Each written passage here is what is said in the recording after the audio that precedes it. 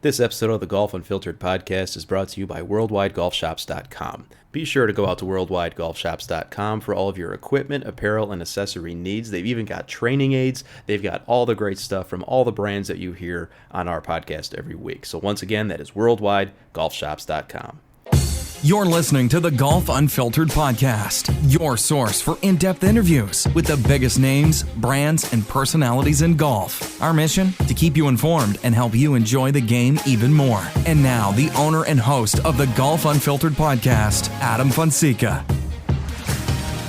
Hey folks, it's your buddy Adam from GolfUnfiltered.com. Hope everyone's staying safe out there. This is a crazy time right now. You can follow us all over social media at Golf Unfiltered. You can send us an email, adam@golfunfiltered.com. Hello to our friends over at the Hackers Paradise, and if you're listening to this on the THP mobile app, we are part of the THP Radio Network.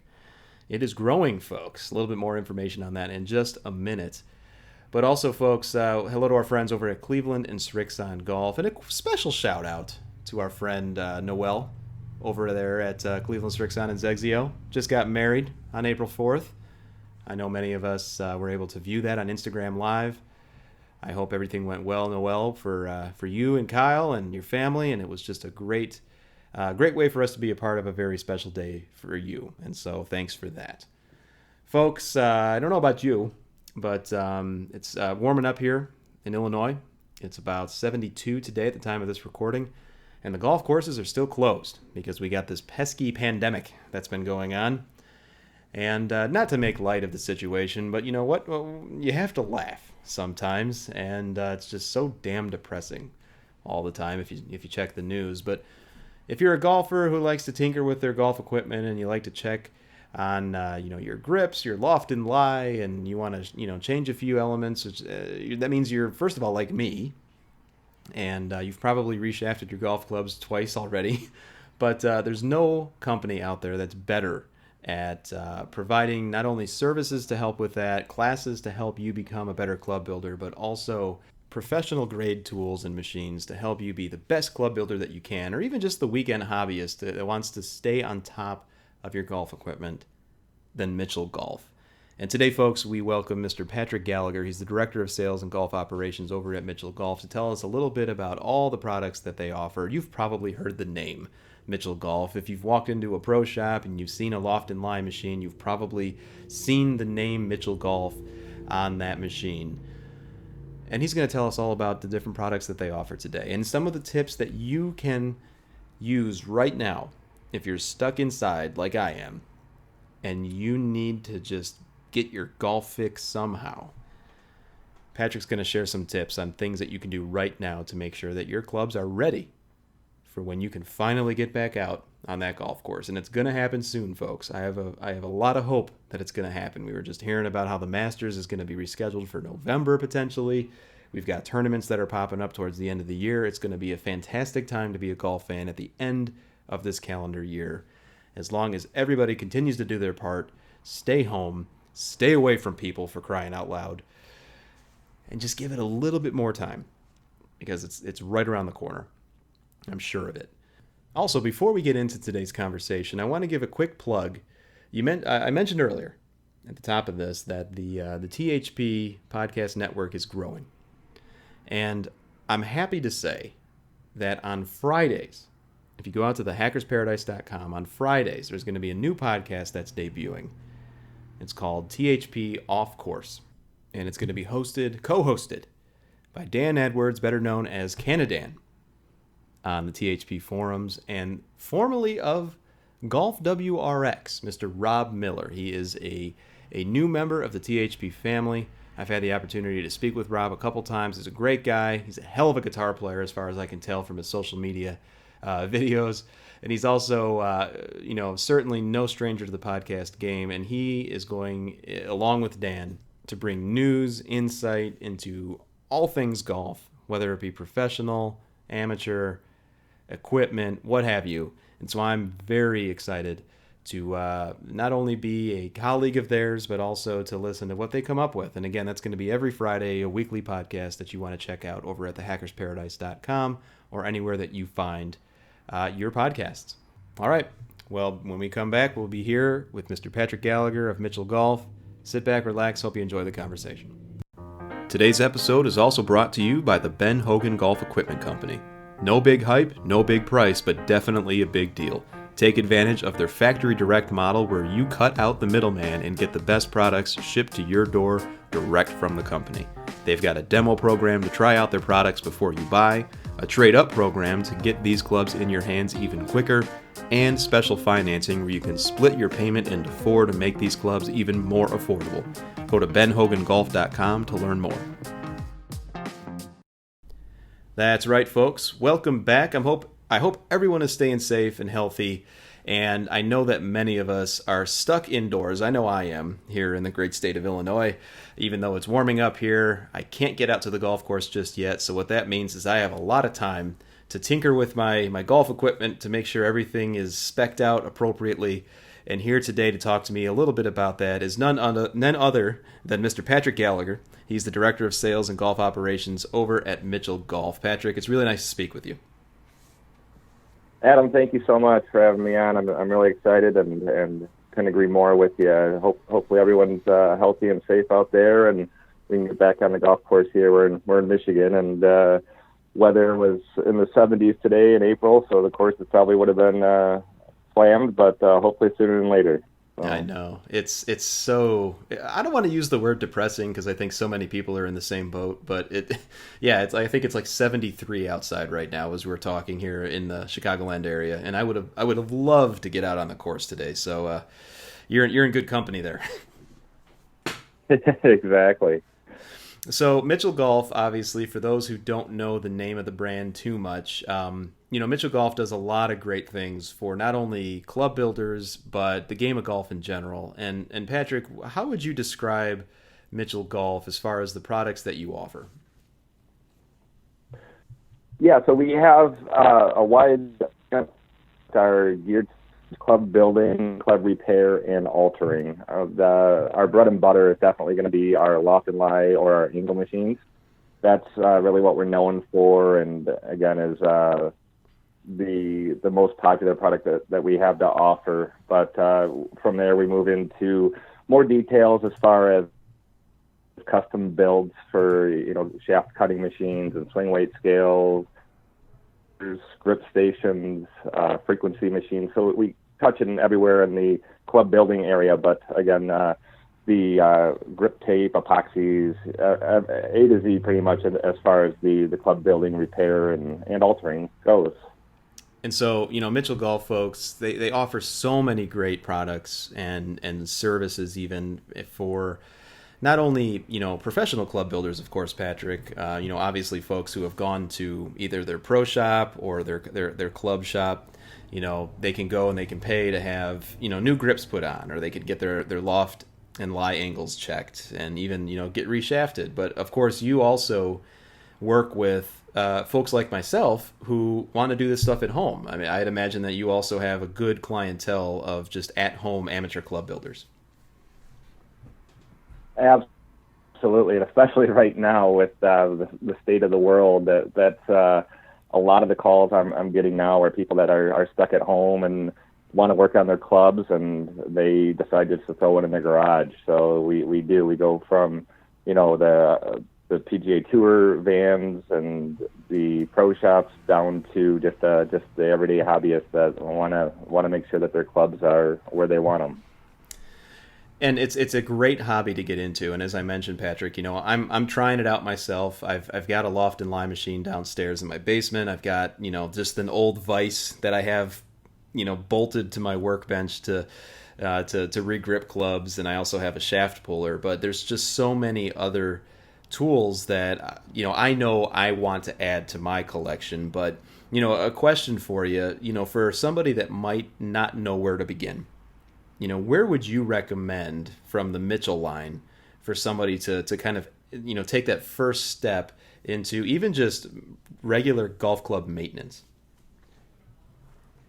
Absolutely. I would go with an angle machine or, as I mentioned, a loft lie machine. If I don't want to confuse anyone between the terminology, if you hear me call it an angle machine at one point and a loft lie machine is what I'm referring to. But the lie angle is, to me, so important during the impact of the direction of the ball, and to start there. And there's so many different thoughts out there, if between low handicaps and high handicaps, and I think that everyone should have the clubs fit them. They don't want to be fighting the swing with their clubs, and they just want to have that good balance of, okay, we're trying to get your swing better, to make sure your clubs fit where you are now and also where you want to go. So it's up to the instructors a little bit to do that. But another great reason to have a machine is for that reason, when you do tinker with your swing, to be able to make those alterations of the club when you're in a different impact position because of a better swing. You want to make sure that the club makes that same adjustment too. We don't want to have it where you were before. So you can, it only takes a few minutes to go through a whole set and bend them and check them, and checking them is also so important too for you in Illinois and me in Michigan. There's a lot of balls being hit off mats all winter long, and the soft forgings that are on these clubs nowadays are so easy to bend and move that it happens over time, and it doesn't have to be off of a mat, but you'll see that more often, changes coming out, and most golfers just trust that they were where the last time they used them, and you know, putters are so soft, and you see almost every golfer out there leaning on their putter, waiting for their turn to hit the putt, or when they reach down to grab the ball out of the hole, they put the pressure on the putter, and they're so, they haven't bent a putter before, they don't require much effort at all. So when you're doing that with, you know, 160 plus pounds on that hosel, when you're leaning on it, it's going to move too. Yeah. So just to be able to check them and make sure that the specs are where you want them to be and where they stay where they want to be, but also to make sure that when you do make your swing changes, that you address the golf club too. You know, that's so important for people to keep in mind too. And here on the podcast, we talk a lot about getting fit, and we're certainly big supporters of you going out and getting fit. But you mentioned a couple things there, Patrick, that people really need to understand, is that even for especially for folks like us in our part of the world and part of the nation where we are hitting off of driving range mats. And I just checked my Loft and Lie a few days ago, actually, and I do that pretty regularly because I'm kind of I don't know what it is. I need to make sure that things remain the way that they need to be. And they were off a few degrees across the bag, and I hadn't played in 2 months. And so it's so important to continuously check the specifications on your bag, especially if you are someone that had gotten fit. Absolutely. I couldn't agree more. And the one big thing I try to push as well is that there is absolutely no standard in the industry, because that's what I hear so many times is somebody maybe did go through a fitting, and maybe it was a few sets ago, and they just carried over those numbers, let's say a degree flat and, you know, a quarter inch long, whatever it may be. And then they just kind of, when they switch over from what they go by their new set, they just order it that way, or they show up that way, but there's not the same specifications of a standard there isn't one in the industry. So even OEMs in their own set of clubs, you know, one model is going to be different than another, especially when you get to the loft. Mm-hmm. But the loft is going to be just more important for the players gapping. You know, the lie angle is going to have the directional side, which is where we want to make sure that they're zeroed in as far as the right lie angle for that. But again, don't get me wrong, gapping is going to be just as important, but there's you don't want to, I never recommend bending a loft more than 2 degrees. Don't get me wrong, the club could easily handle it, mm-hmm. but you're going to change the makeup of the club, because every degree you bend the loft, you're going to affect the bounce of a club too. Even if it's a 6-iron, you know, you're going to affect the bounce and the makeup of that golf club. So just to make sure that you know set of clubs, what your fitting was, so that you can go back and either when you do make changes, know what you're doing and record that, or just to check them and make sure that nothing's moved over time. So with a machine like the Loft and Lie machine, which I agree is probably the best machine or tool to get into your club lab, so to speak, right out of the gates. Maybe a vise on a workbench is probably even a step higher than that. But when you're dealing with a loft and line machine, I know at least for me, it wasn't entirely intuitive on how to use it. What would you say is the learning curve for somebody that has absolutely no experience working with a loft and line machine? And does Mitchell Golf offer help and tutorials or documentation that people can refer to help them learn how to use it? Great question. So we do have some videos out there on our website, and we have our YouTube channel out there too, where I kind of show how to bend. The learning curve is very simple. It's once the machine is installed, I would always recommend, if they have an old club laying around, is just put it in there and get the feel of it on an older club, just so they get used to it. I still don't expect them to snap a hosel, not that it couldn't happen, but the machine, if you use the proper bumping, bending technique, that will not allow much room for error. I mean, the machine is, we always recommend going into a concrete floor, so the stand's not going to move, and the machine itself is going to be obviously mounted into that floor mount stand. Mm-hmm. So it's very secure. The only thing that's going to be moving when you apply the pressure is the golf club, and that's what we want to make sure. That's how we secure our club, is we grab it from there's a top clamp that secures it, there's sole rest underneath that gets the sole, and then there's a toe stop, so that the golf club is very secure when it's in the machine, which allows it only, again, to have the hosel of the golf club, and you can feel how much you're moving it when it is secured like that into the ground. So very simple to use. I would say maybe 10 minutes or so if you've never been in a club, if you grab a few old ones and use, again, that. So when I say bumping technique, if you take the tension out of the shaft once you get the bending bar around the hosel, and then just use your leg muscles and your arm muscles and just do short, you still want to use quite a bit of pressure when you're doing it, but you don't want to just go on the bending bar and push as hard as you can and see how far you can bend it. That's how you're going to snap them. So that bumping technique is, again, going to give you more of how much that club you think it moved. And after you were to do one or two, the first two clubs of a set, and the metal type of that set, you usually are zoned in to be able to get to the numbers that you're hitting by the time you get to that third club without even having to check. Obviously, you're going to check, but You're not going to have to go. I bet you're not going to go too far one way or the other, or not far enough, just because you can have that feel of bending. So it's really helpful to know those types of tips too, because like even for someone like myself who is very much an amateur club builder, I mean, I've just kind of dabbled with it over the last few years, but it's such an important thing to know how to do for your golf clubs, because I mean, let's face it, not enough players take their hobby of playing golf, or in some instances those who take it much more serious than that. I would probably venture to guess, and let me know if I'm wrong here, Patrick, that they also don't focus as much or take the maintenance of their equipment as serious. Would you agree with that?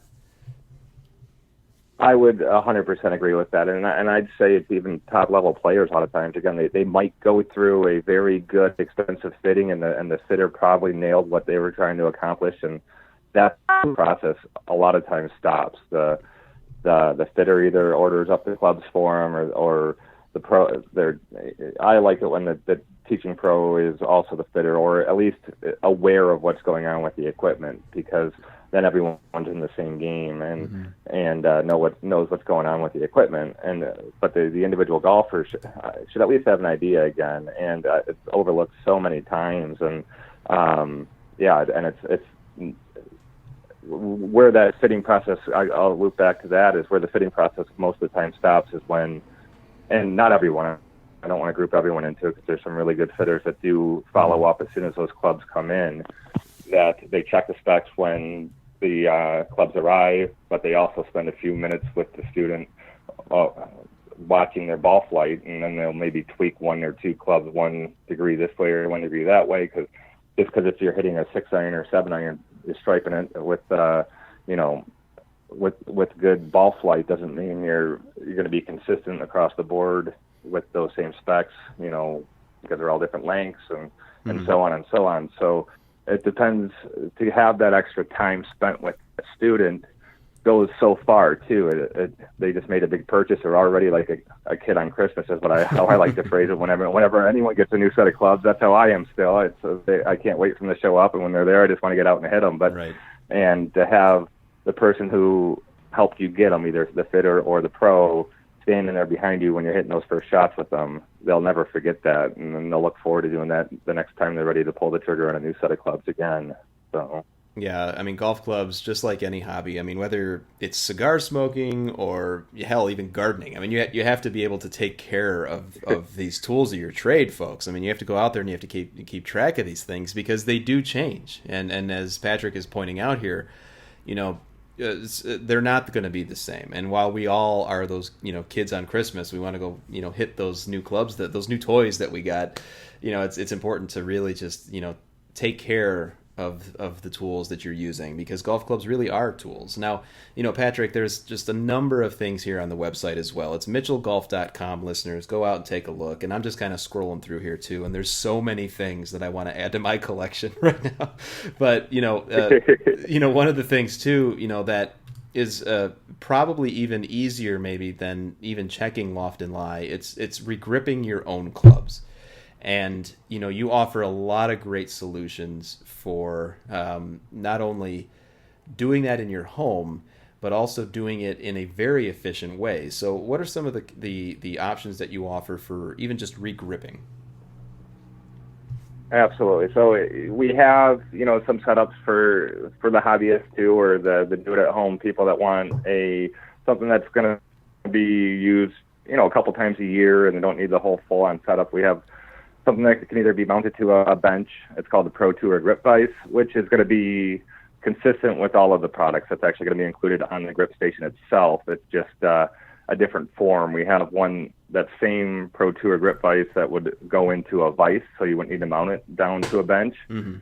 And that's going to have rubber pads on it that's going to secure the shaft and tighten so that you can, have enough pressure to hold the club while you're putting the new grip on. So that would be a must. The other double-sided grip tape obviously is a must, and we have a dispenser that takes the extra layer of the tape and wraps it up so it's not all over the place, which That's is great so for cool. Higher volume places. Yeah. Exactly. I mean, it's great for anybody, but if somebody's just doing their 14 clubs every twice a year or 3 times a year, or whatever, however many times they're changing their grips, it's still great for them, but may not need it.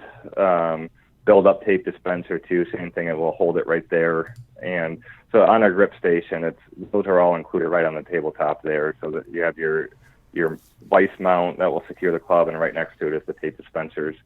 There's a drip pan in front that will catch the solvent, and we're actually in the process. We were just about ready to release it on our website before we have our stay-at-home order here. So very shortly, you should see an upgraded one that has a recycler for the solvent. Nice. And so we're excited for that. And then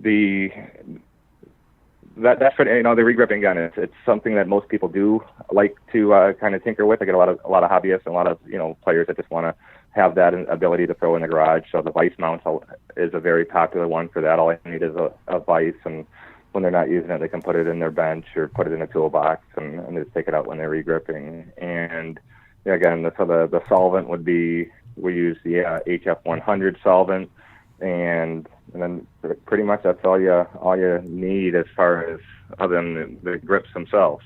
So yeah, I mean, hook blade knife to take off the.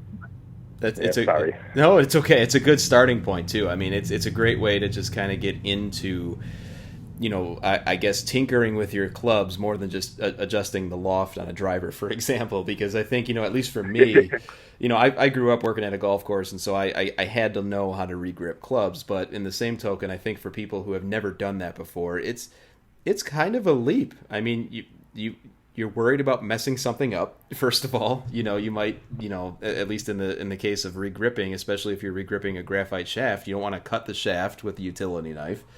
And there's just so many things that you have to kind of get over before you actually start doing some very important, maintenance for your golf clubs. But even beyond that, something that I love that Mitchell Golf offers as well is the fact that, no matter how much we take care of our clubs, there are times when we have mistakes. Mistakes happen, and we have to repair our clubs. And so Mitchell Golf also offers a wide line or a wide range of different repair tools. What are some of the more common repair tools that you see people buying for either their at-home club lab or even for professionals? Well, perfect. And going back to finishing up that topic on the regripping and the mistakes is our needle saver hose. So sometimes maybe somebody didn't put enough solvent on the double-sided tape to get it stuck halfway, and they're in trouble. That's one of the oops moments, especially if you got an expensive putter shaft or something on there. So you can just put that needle in, insert it in the grip, and pump some more solvent in there, and that will loosen it up and break the seal of the tape. You can also do that to if you're changing over putters, or if you for some reason just got a brand new set and you like the heads, you love the grips, but for some reason the shafts didn't work out. Instead of having to go spend money on new grips, you can put that needle saver hose in there and save those grips and put them on the new shafts. So that's one. So that's a really popular item for us. It's pretty simple when you think about it, but it comes in really handy for those times, for saving quite a bit of money for being able to use a grip over again. But the other side, is going to be a lot of reshafting. So what comes with that too is going to be ferrules and epoxy, and you get into that side of the repair. You got to take the old shaft out, so either heat gun or torch that one out, and then get a new shaft in there. So the shaft cutting machine comes into play there too, because you want to make sure you have the right length, and ruler is going to be part of that as well, called length ruler. So our ruler measures right down the shaft to a static spot on the sole of the club. So it's we actually have some very convenient markers on there too, because the grip cap, a lot of people don't realize, if they want it to play 37 inches long, you don't want to cut it at 37 inches, because the grip cap is actually going to add an eighth of an inch, so that would in essence be a 37 and 1/8 if you cut it at 37. So we have a nice marking tool that shows you where to take that eighth of an inch into account. But then you can get very detailed into some other side of the repair, is if a shaft did break and you want to make sure it's frequency matched with with the set. We have the frequency machine that you can check the frequency of the shafts by just simply oscillating it, and it will tell you the cycles per minute. Very simple to use. Again, no learning curve on that at all. You just you can put it in there with a grip on or a raw shaft, and it will give you the cycles per minute. And nice.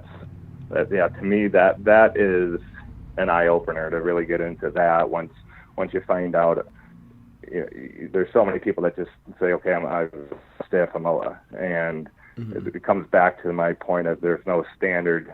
Some stiff shafts are way stiffer than some regular shafts are stiffer than stiff shafts. Right. And when you compare other lines to each other, so to be able to find out that number and have that record is I think a must for especially your lower handicap scratch players, is to get into that detail and make sure that's there. And same thing, probably after the grip station and the angle machine would be the swing weight scale, because you just want to make sure that all of your clubs have the same swing weight and make sure that swing weight is right for the player. That's probably our top three sellers for sure. Is going to be the swing weight, followed by the grip station and the walk line machines. Yeah, those are three critical things to have. And even just listening to you kind of explain that, Patrick, it makes me wonder. I'm like taking a list here of the things that I need to pick up for for my lab here. I mean, I like, for example, I don't have a swing weight scale, and that's something that I know that I need. And I've been fit a number of times for my clubs, and what I do is I'll just have like my spec sheet, and whether or not this is right or wrong, I mean, I could still at least get my loft and lie to where that spec sheet is, but I'm not able to get my swing weight because I don't have any way of gauging swing weight. And so, it's just a good rabbit hole to get lost down, because it's just going to help your game out even more and make you just a more well-informed player. I've actually learned more about my game. You were mentioning ball flight at the beginning of our conversation and how that relates to lie angle. In the past, I would have no idea. I just thought that I always hooked the ball, but it turns out I need a lie angle that's a little bit flatter. And, exactly. I now know that if I go out to the range or if I'm out on the course and I'm all of a sudden hitting things left, before I start, tinkering with my golf swing, I need to go take and check my loft and lie. And so, folks, it's just really important, especially now where a lot of us probably aren't on the course, despite it being so nice out. It's a great opportunity, if you haven't already, to go out to mitchellgolf.com, take a look at everything that Patrick and I have been talking about. Grip stations, swing weight, loft and lie machines. There's a number of other machines and tools that you can use every single day. And if you're a professional club builder, I mean, you already obviously know the name of Mitchell Golf. But I don't think there's anyone better in the game, Patrick. I love the stuff that you guys have. Is there anything else that you want to... You already kind of teased another product that might be coming out. Is there anything else that we should keep our eyes peeled for over at Mitchell Golf in the coming months?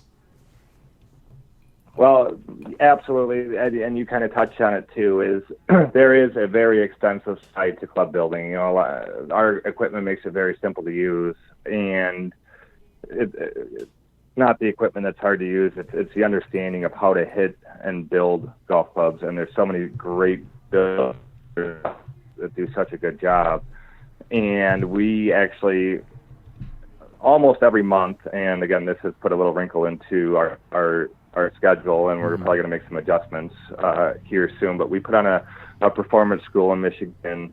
It's a 4-day school, pretty much A to Z, how to build, repair, and alter golf clubs. So, we go and we start with as simple as grip size, which, again, as you mentioned too, if you're just putting a grip tape on and sliding the grip on, that's easy. But if you're trying to hit a specific exact grip size, there's a lot more math involved as far as how many reps of build-up tape do you need, what's the butt size of the shaft, and what's the diameter of the grip. You just need to make sure everything's matched up. So there is a lot more that goes into hitting a certain grip size, but it goes that way with everything. Swing weight, if you're building a golf club for somebody and you're looking to hit a specific swing weight, you need to, there's obviously three components to the club, and it's the head, the shaft, and the grip, and make sure that those are you can do the math ahead of time to make sure you're going to hit that swing weight. Same with frequency. You can, tip trim, butt trim, your parallel shafts especially, but taper tips, you're kind of stuck with how much you can do. So I'm not trying to get into too much detail, but we'd love to have people come to our performance schools here in Michigan if they're looking to learn more about those numbers and get into that specific side. But if they already have quite a bit of knowledge on how things work, again, the Mitchell equipment is about as easy to use as, there's not much of a learning curve to any one of our products out there as far as, getting them up and running. It's the expertise that they need to be a good club builder to hit those specific specs, and that's what we can do and teach at our schools here in Michigan. It's a fantastic program that you've got set up. You've got a fantastic website that's really easy to navigate, and you have fantastic products that people can pick up and put in their club labs either at home, or for professional club builders, they can do it in their shops. And so once again, folks, that was Mr. Patrick Gallagher. He is the Director of Sales and Golf Operations over at Mitchell Golf. Once again, it's mitchellgolf.com. You could follow them all over social media as well, and go out to the YouTube station, or channel rather, and check out all of the great content they have out there as well to help you with tips on how to, change either grips or adjust your loft and lie, or just simply become a more well-informed club builder. Patrick, thanks so much for coming on to the show today. I hope you're staying safe. I'm glad to hear that everything's going well on your end, and we'll do this again very soon. That sounds great, Adam. Thank you so much for having me on, and I wish you the best too.